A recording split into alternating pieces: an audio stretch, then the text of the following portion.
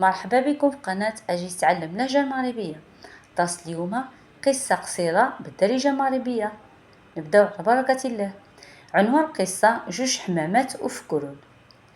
كانت جوج الحمامات زوينين قرروا يسافروا ويبعدوا على الغدير اللي عاشوا فيه مدة طويلة، حيث الماء فيه بدا يشح.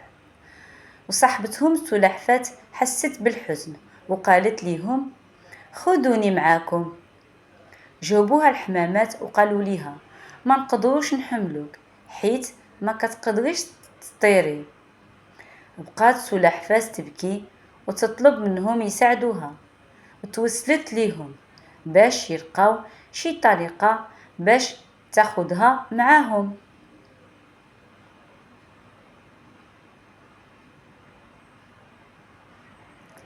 فكروا الحمامات شوية وقرروا يجيبوا ليها حل.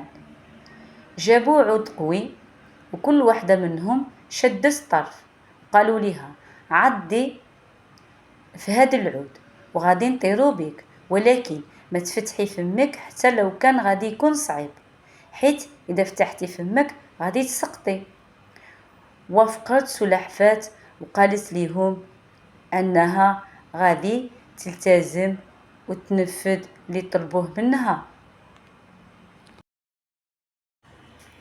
طارت الحمامات فوق الغابة، بينما هما طايرات شافوهم شوية الناس وقالوا: واو، جوج حمامات كيحملوا سلحفاة وكيطيروا بها. ما قدرتش سلحفاة تتحمل وصرخت: لعن الله عيونكم، شنو دخلكم في هادشي؟ ولكن من شدة فرحتها بالكلام طاحت بعد ما خرجت العود من فمها وتكسرت ضلوعها. بقات تبكي وقالت: هذه هي نتيجة كثرة الكلام وعدم الوفاء بالوعد. قصة فيها عبرة وفي بوعدك وما تديهاش في كلام الناس. اشترك في القناة وفعل الجرس، كنتظر الاشتراكات ديالكم والتعليقات ديالكم المهمة بزاف. وشكرا، بسلامة.